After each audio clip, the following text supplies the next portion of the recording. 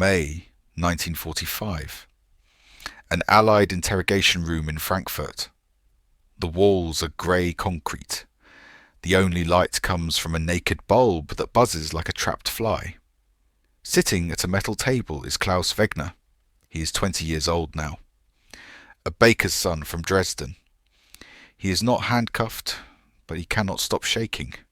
He is not shaking from fear. He is shaking from a sickness of the soul. The American lieutenant offers him a cigarette. Klaus refuses. He looks at the officer with eyes that have seen the bottom of the world. "I do not want your tobacco," Klaus says. "I want you to hang me." The lieutenant laughs nervously. He tells Klaus that he is a low-level POW. He has no record of war crimes. He is free to go. Klaus slams his fist on the table. "You do not understand," he screams. "I committed the only crime that matters. I killed God." To understand this confession, we must go back 5 months.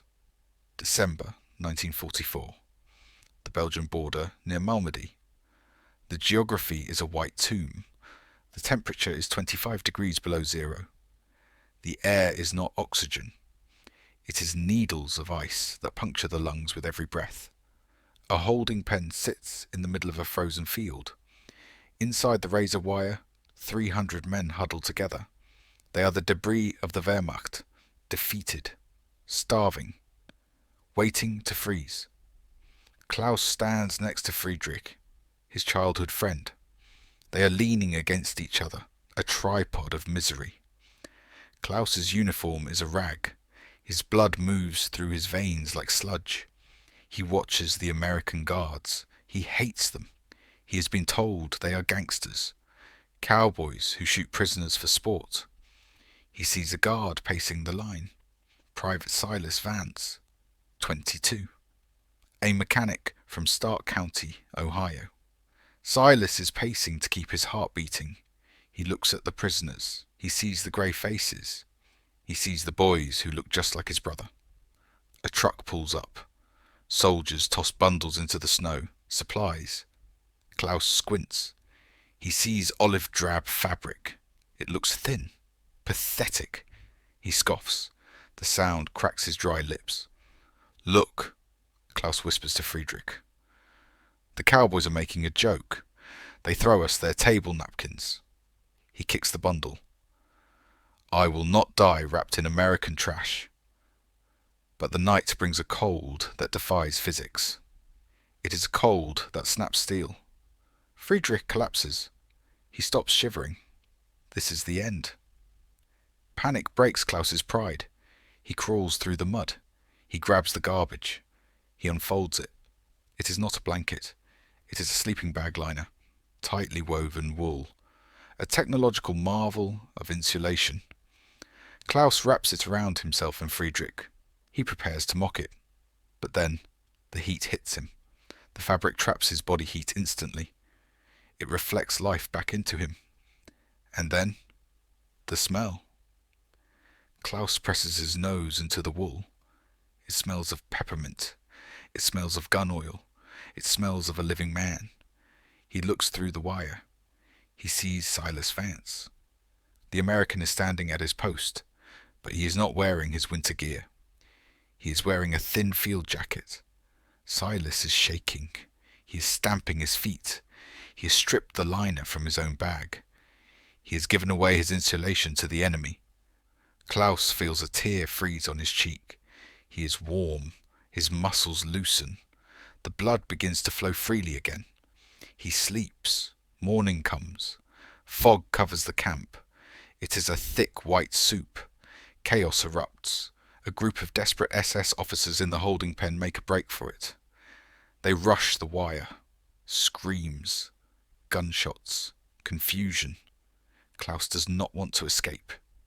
He just wants to survive. He scrambles out of the mud. He finds a dropped Luger pistol in the snow. He picks it up. Instinct takes over. He runs toward the edge of the camp, looking for cover. Suddenly, a shape emerges from the fog. An American soldier. He raises his rifle. This is the moment. the singularity of the tragedy. Klaus is warm. Thanks to the wool liner, his body temperature is normal, his muscles are pliable, his synapses are firing fast. The American soldier is cold. He has been standing in the freezing mist all night without his winter liner. His movements are stiff. His reaction time is slowed by the hypothermia in his fingers. It is a matter of milliseconds, the difference between warm muscle and frozen tendon. Klaus raises the Luger. He fires. The American drops. The skirmish ends as quickly as it began. Silence returns to the field. The fog lifts slightly. Klaus walks toward the man he shot. He wants to take his ammunition. He wants to see the face of the enemy. He stands over the body. The American lies on his back. The red stain spreads across the white snow. Klaus freezes. The soldier is not wearing a heavy coat. He is wearing a thin field jacket. He is blue with cold. Klaus looks at the face. It is Silas Vance, the mechanic from Ohio. Klaus falls to his knees. He reaches into his own tunic. He pulls out the olive drab wool liner. He holds it up. The smell is the same. Peppermint, gun oil. The realization crashes down on him with the weight of a mountain. The blanket did not just save Klaus. It armed him. It kept his hands steady. It kept his eyes sharp. It gave him the fraction of a second he needed to pull the trigger. And the lack of the blanket killed Silas. It made him slow. It made him shiver. It made him an easy target.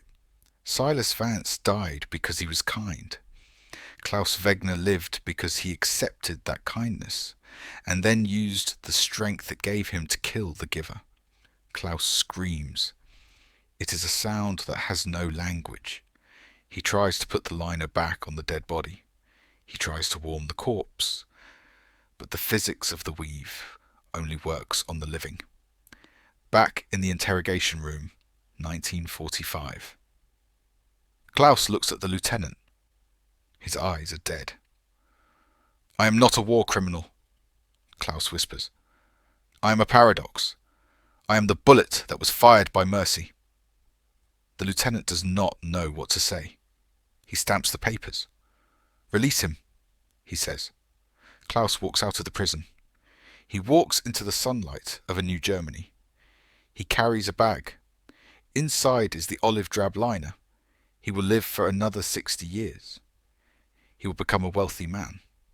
He will have children and grandchildren. But he will never feel warm again. He will spend every night of his life shivering under the finest down comforters, unable to escape the chill. Because he knows the truth. In the arithmetic of war, charity is not a virtue.